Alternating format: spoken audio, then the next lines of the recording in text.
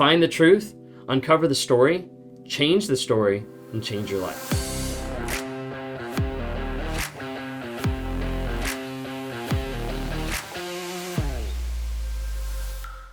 Do you struggle with the idea of going no contact? Like, does going no contact, or maybe like physically like pulling out your phone and blocking someone, does that feel like, ugh, like that's not something I want to engage in? That's not something I want to do. Like, a lot of times when people are thinking about, blocking, getting rid of a toxic person, or just getting rid of a person in their life, they're very much like standoffish. It's like, I don't want to do that. Like, that's scary for me. Now, a lot of times we see there being a fear that develops of someone actually being like, I'm not sure if I can actually bring myself to the point of going no contact with the narcissist. Like, I'm actually really worried about engaging with that on that level of going no contact because of a couple different reasons. So today I want to share with you 5 different reasons of why a lot of times people are afraid of going no contact with a narcissist, and kind of break it down a little bit. So stick around for all 5. Okay. If you guys are new here, my name is Ben Taylor. I'm a self-aware narcissist on this channel to provide awareness, growth, healing, and change. We do that by dropping the nuggets of truth on all different platforms. So if you haven't already, please follow on some of those other platforms to just help out build that community and share your story, your things that are going on to help other people. So check us out on TikTok, Instagram, Facebook, LinkedIn, YouTube. I think that's it. But yeah, well, check us out on all those. Like, follow, just look us up under Raw Motivations, okay? If you're listening on the podcast, 1, thanks so much. 2, take a moment and just rate it real quick, because we're trying to be able to bump this up so that more people get that awareness of what they're actually dealing with, because a lot of people don't know what narcissism is. They don't understand it, and they're being confused in a relationship that's really toxic, and they're just like, maybe they just have bad communication, or maybe they're just traumatized, or maybe they don't realize what they're actually dealing with. So you never know. You might be able to share this video, this podcast with someone today that you could be the dealer of hope in their life, because they finally get that clarity that someone might have given you, or that you might have been able to see watching or scrolling sometime. Okay, so help us out with that. If you need help with community, with growing, with helping, healing, and develop, please go and download our app. Okay, just go to narcapp.com, NARCAPP, narcapp.com, and look at the app there. Download that, get access to a community of like-minded people that are trying to help you heal, grow, change, develop, get access to courses, get access to understand what narcissism actually is, what it looks like, and how to be able to spot it, of how to build boundaries, of how to have healthy dating. Go in there for accountability, of tracking your no contact, of making sure that you journal to know the truth of the situation. We also have weekly lives where you can come on screen, you can ask questions, you can interact, you can get advice of sticky situations that are also secured in the app so that they don't go out to the public for other people to see. Also, we have monthly coaching that happens every single month, the first Monday of the month, diving into stuff in the healing category of how are we growing, how are we developing, how are we getting better on like a day-to-day basis. We'd love to have you interact with us on there. Anyways, check that out, narcapp.com, okay? If you want to talk to me one-on-one, interact, do any coaching, stuff like that, just go to Raw Motivations. We'd love to talk to you.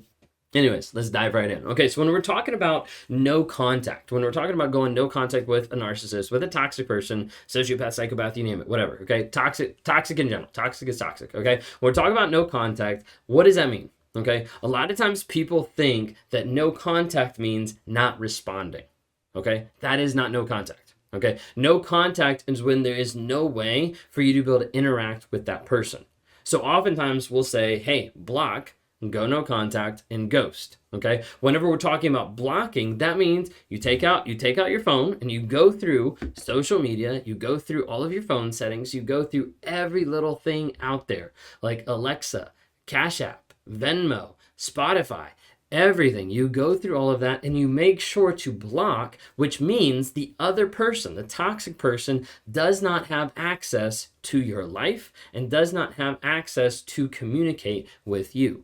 A lot of times I'll use the phrase block, ghost, go no contact, okay? And so what that also means is with ghosting, that's where you disappear, okay? Think of it like a CIA movie or something like that, where you're a spy and you get burned and all of a sudden you just like disappear off the face of the planet. Like you change your identity, you move, all that kind of stuff. Now, am I being like extreme to prove a point? Yes, because sometimes, and we've had to work with people to get them out of sticky situations, sometimes that's an actual reality of moving, changing their name, disappearing out of the whole section of the narcissist's life to be able to provide that safety. Okay. So I'm saying that in like a general way so you understand that, but I'm also saying like it's real. It's not just like, oh, that's me a nice thing. No, block, ghost, go no contact. So when we ghost, a lot of times it's like, hey, you've already set expectations. You've already communicated the issues. You just need to leave.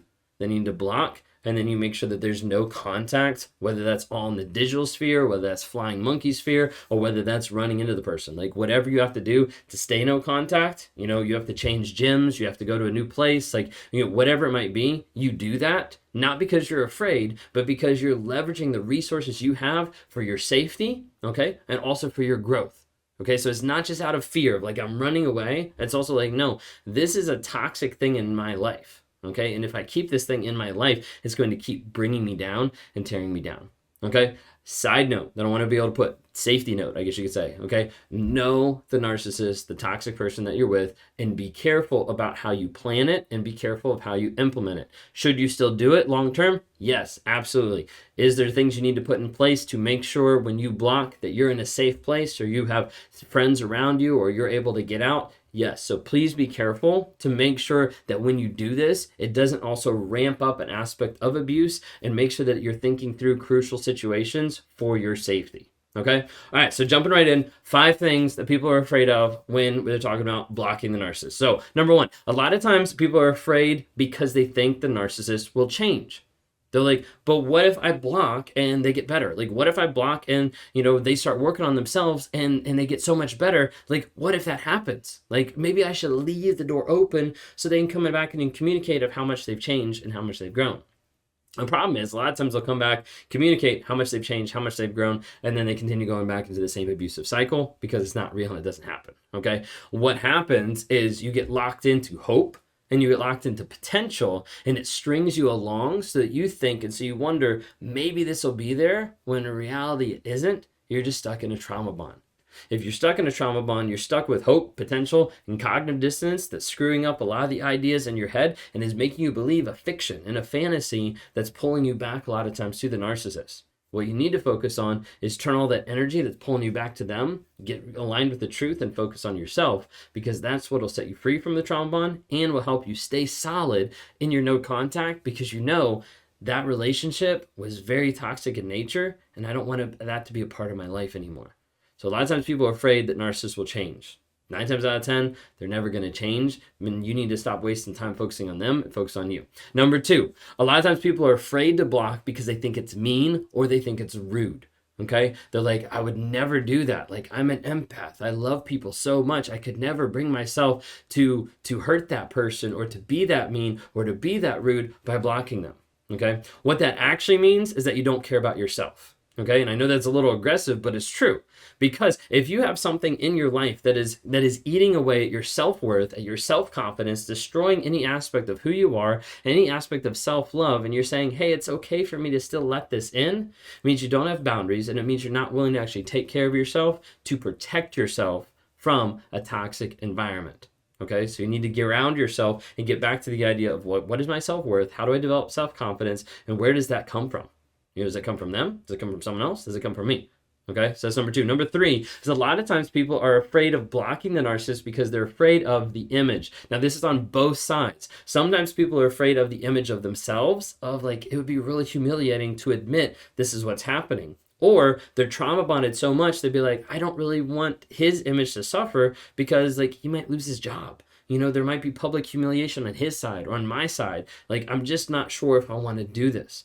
Oftentimes people will kind of stumble and pause a little bit with this whenever it comes to the aspect of getting a restraining order or an order of protection. Like something where they're like, I don't know if I want to go to that level. You know, they only did this, you know, once, or they only acted this way. I don't know if it's right to go to this level.